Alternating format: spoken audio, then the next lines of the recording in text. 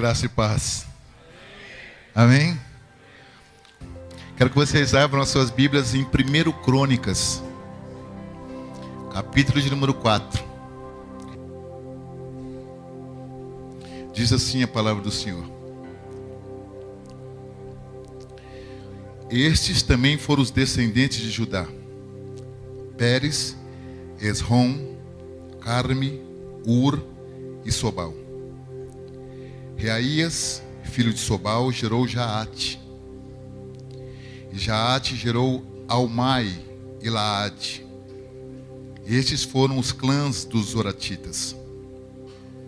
Estes foram os filhos de Etã: Jezreel, Isma e Idibás. A irmã deles chamava-se Azeleupone.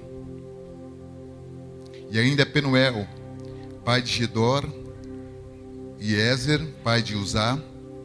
Estes foram os descendentes de Ur, o filho mais velho de Efrate e pai de Belém. Azur, fundador de Tecoa, teve duas mulheres, Elá e Naará. Naará lhe deu Auzã, Éfer, Temene e Astari. E esses foram os filhos de Naará. E esses foram os filhos de Elá, Zerete, Zoar e Etnã. E Cós, que gerou Anube e Zobeba e os clãs de Arel, filho de Arum. Verso 9. Jabes foi o mais respeitado de sua família, e sua mãe lhe deu o nome de Jabes, dizendo: com muitas dores dei à luz.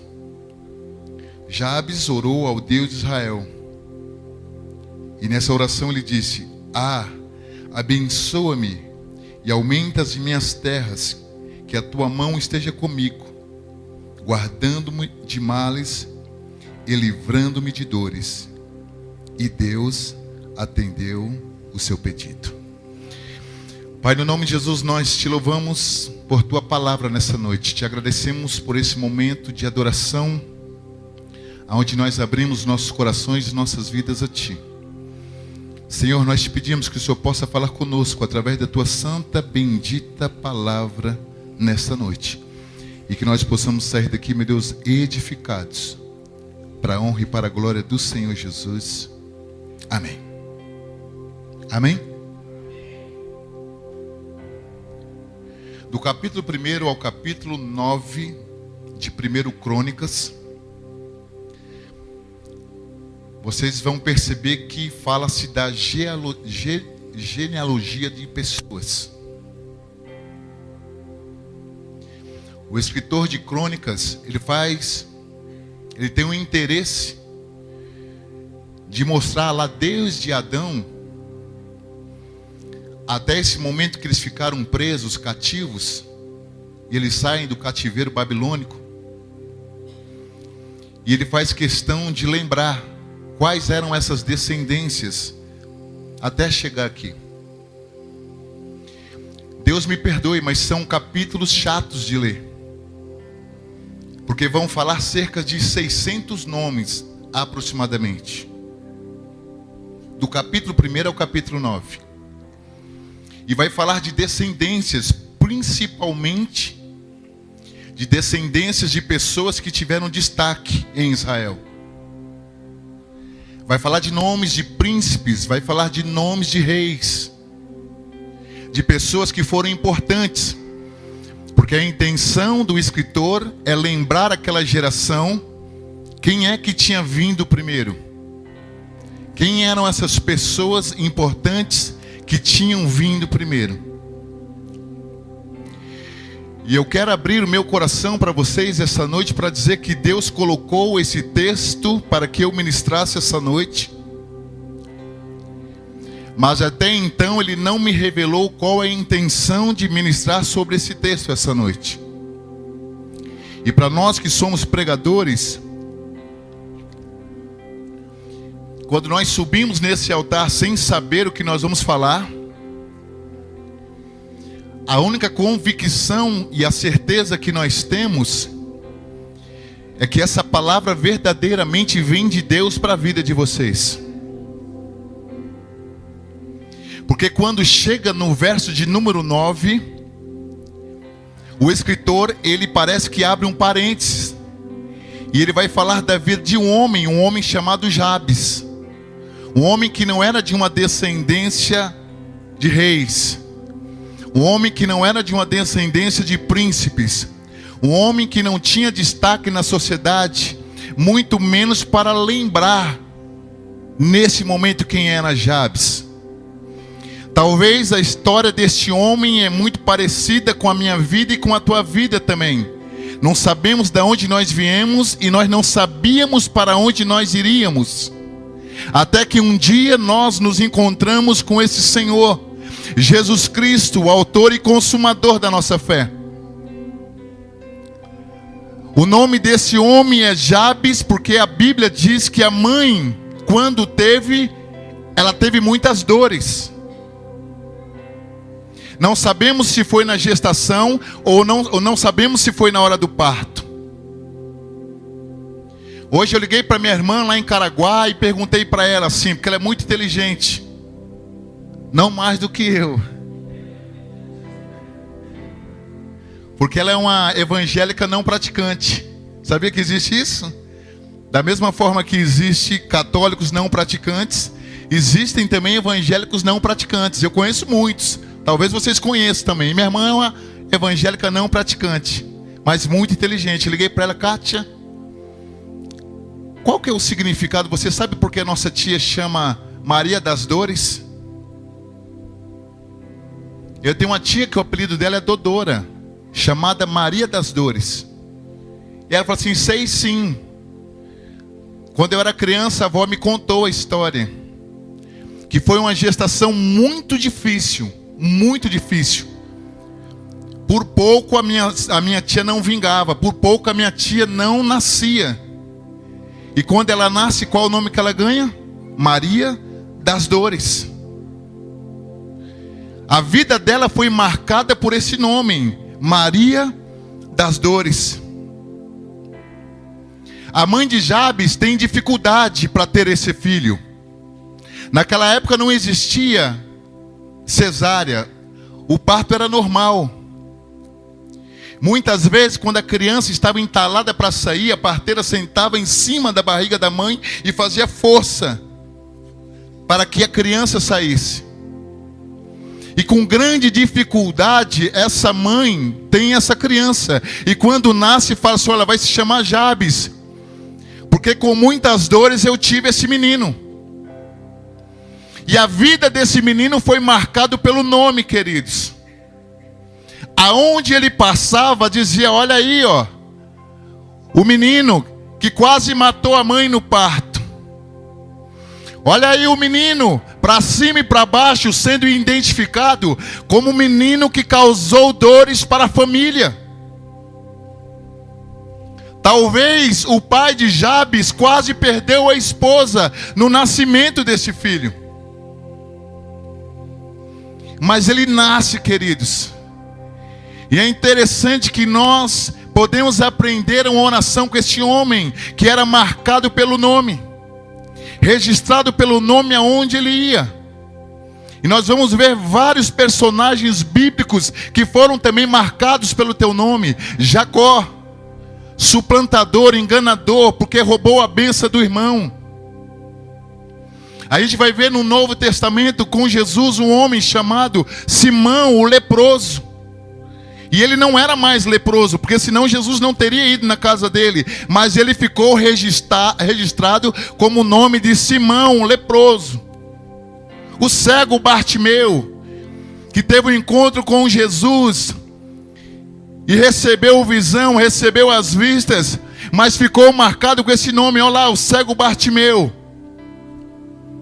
Talvez a história de muitos que estão aqui essa noite é marcado por um acontecimento na tua vida.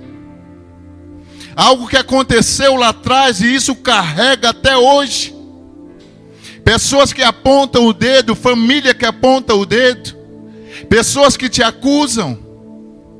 Mas quando nós olhamos para a história desse homem, nós podemos aprender uma lição com ele.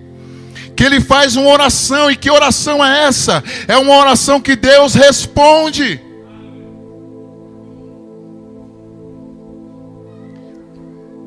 Porque eu entendo que o verso 9 poderia ser invertido com o verso 10. Porque nós lemos aqui, queridos, que Jabes foi o mais ilustre de todos os irmãos. Mas por que mais ilustre que todos os irmãos? Porque ele fez um dia uma oração ao Senhor. E Deus mudou a história da vida dele. Que oração foi essa? Se vocês estão com a Bíblia aberta ainda, quero ser rápido hoje.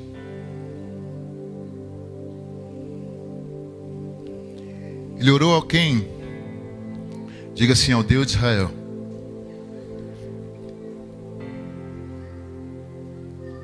Outras traduções vai dizer que ele invocou ao Deus de Israel.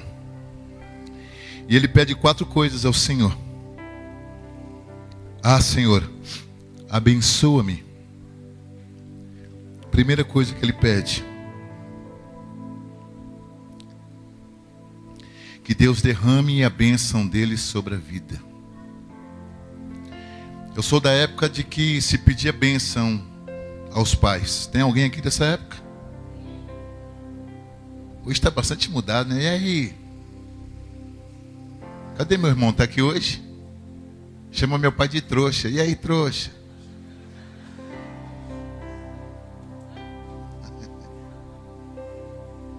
Tanta intimidade que os dois têm.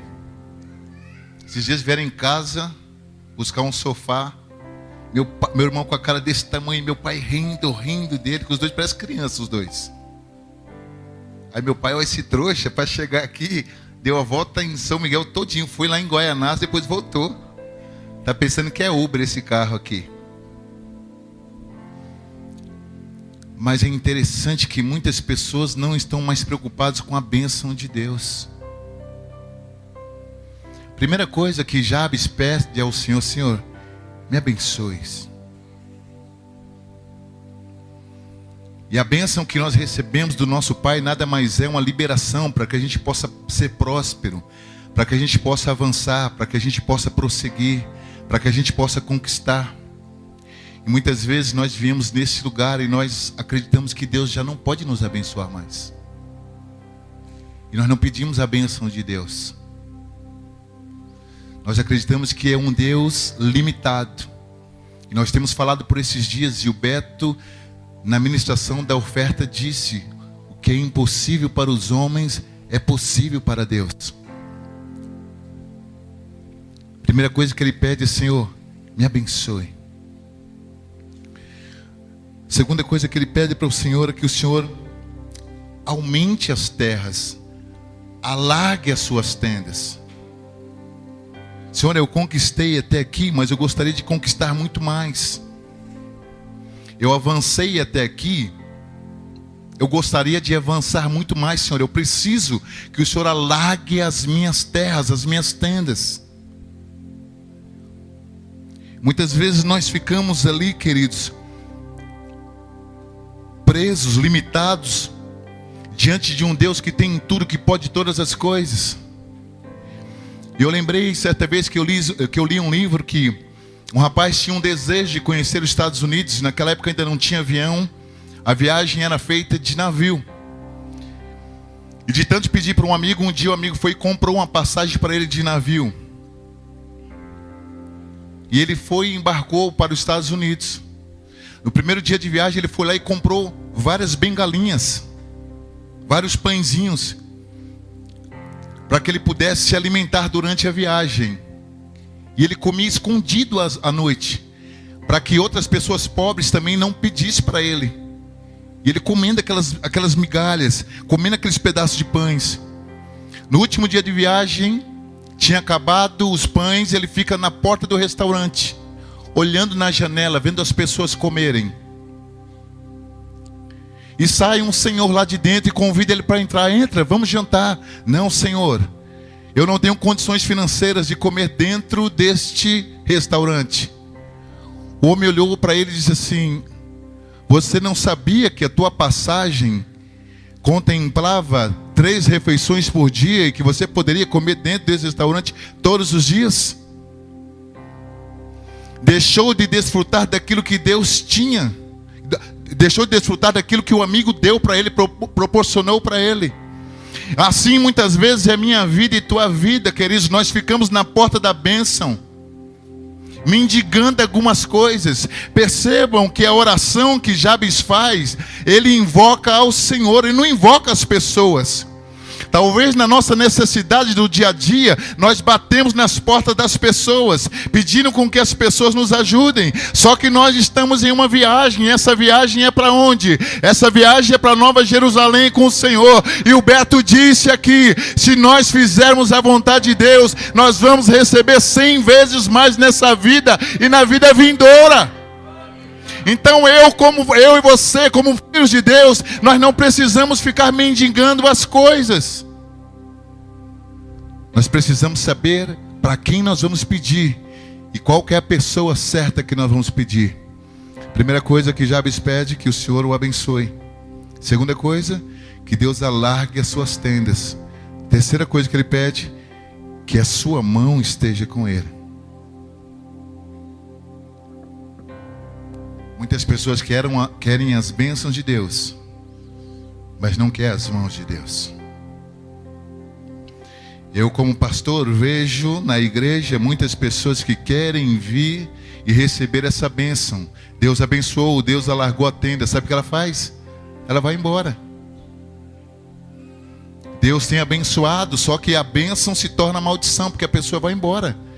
Jabes fala assim: Senhor, eu quero a tua bênção, eu quero que o Senhor alargue as minhas terras, mas eu também quero uma terceira coisa, Senhor, que a tua mão esteja comigo.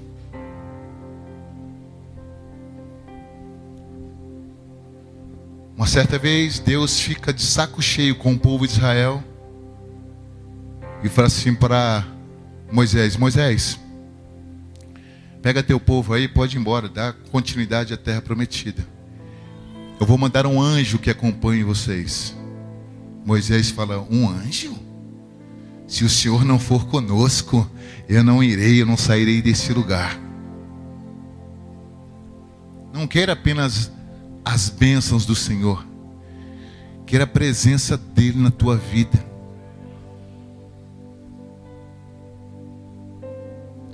E a quarta e a última coisa que Jabes pede. Primeira coisa, que o abençoe. Segundo pedido é que alargue as tendas. Terceiro, que a mão esteja com ele.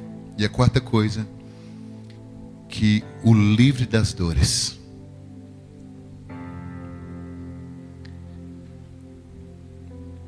Com isso, Jabes não estava pedindo que ele não tivesse nenhum tipo de sofrimento, mas que o Senhor estivesse com ele nesse momento de dificuldade, nesse momento de dores. Quando nós olhamos para as 10 pragas do Egito,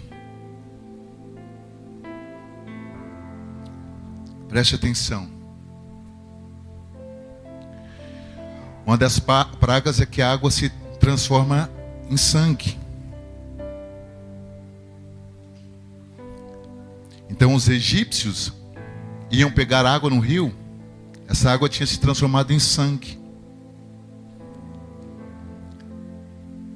Mas na casa do povo de Deus, mesmo pegando essa água que era sangue no rio, quando chegava dentro de casa, tinha se transformado em água. Uma das pragas foi piolho. Todos os egípcios tinham piolho. E o povo de Deus não pegava piolho. Outra coisa que aconteceu naquele lugar é que os primogênitos morreram. Todos os primeiros filhos morreram. Só que na casa dos israelitas tinha vida, porque foi passado sangue no umbral daquelas portas. Salmo 91 diz: praga alguma chegará à tua tenda. Isso é pedir que o Senhor o livre do mal.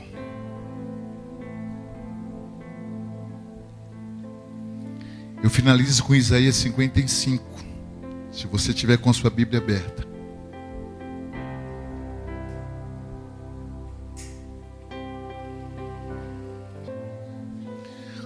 O verso primeiro diz assim: venham todos vocês que estão com sede.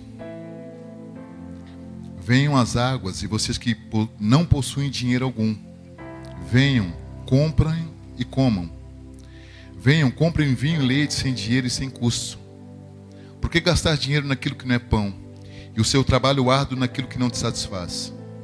Escutem, escutem e comam o que é bom, e a alma de vocês se deliciará com a mais fina refeição. Deem-me ouvidos e venham a mim, ouçam-me para que a sua alma viva. Farei uma aliança eterna com vocês, minha fidelidade prometida a Davi. Venham, eu fiz uma testemunha aos povos, um líder e governante dos povos. Com certeza você convocará nações que você não conhece, e nações que não conhecem se apressarão até você por causa do Senhor, o seu Deus, o Santo de Israel, pois Ele concedeu a você esplendor. Verso 6 diz: busquem ao Senhor enquanto se pode achar. Clamem enquanto Ele está perto. Esta é a oração que Deus responde. Jabes foi o mais ilustre dos teus irmãos, porque ele teve uma oportunidade para pedir. E ele pediu certo ao Senhor.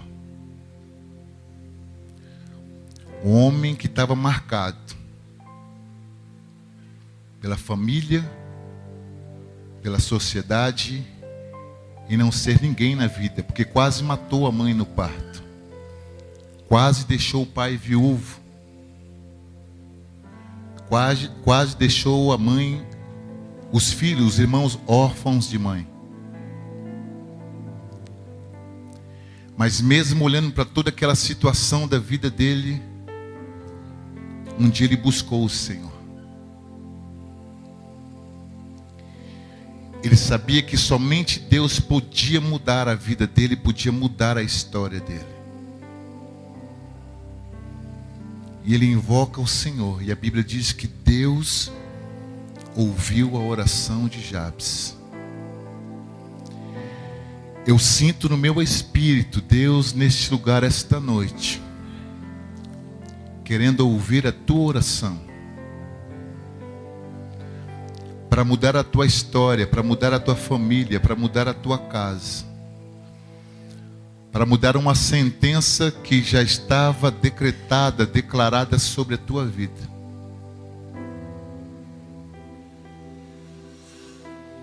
E nessa noite nós temos a condição de fazer essa oração que Deus responde. Se coloque de pé no teu lugar, você que pode.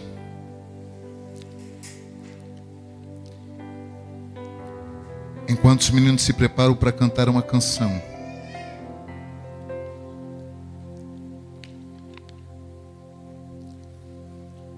eu finalizo com um texto que Paulo escreveu aos Romanos, no capítulo 10.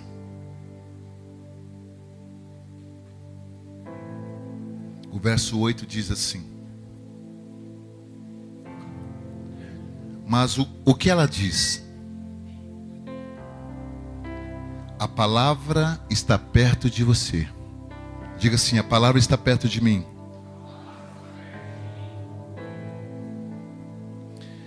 Ela está em sua boca e em seu coração. Isto é, a palavra da fé que estamos proclamando. Preste atenção. Se você confessar com a sua boca que Jesus Cristo é o Senhor, e crer em seu coração que Deus o ressuscitou dentre os mortos, será salvo. Pois com o coração se crê para a justiça, e com a boca se confessa para a salvação. Como diz a Escritura, todo que nele confia jamais será envergonhado. E o verso 13 diz assim: porque todo aquele que invocar o nome do Senhor será salvo. Feche teus olhos. Coloque a mão no teu coração. Uma sentença existia sobre a vida de Jabes.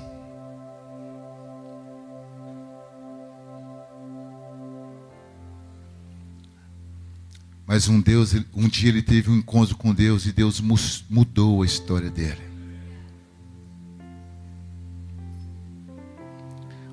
Nessa noite Deus está disposto a mudar a tua história, mudar a tua vida, mulher, que está tão marcada. A mudar a sua vida, homem, que também está tão marcada por consequências, por escolhas, por coisas que aconteceram e que muitas vezes você não teve nem participação e nem culpa. Mas nessa noite Deus está pedindo para que você o invoque. Clama a mim, responder-te-ei. Anunciar-te-ei coisas grandes e firmes que não sabes. Glória a Deus. Amém? Tendo tuas mãos para cá. Que o amor de Deus, que a graça e a paz de nosso Senhor e Salvador Jesus Cristo e as doces consolações do teu Espírito que é santo, seja com todos, não só hoje, mas para todos sempre. Todos digam, dê um abraço em 30 irmãos, sejam abençoados na prática da palavra.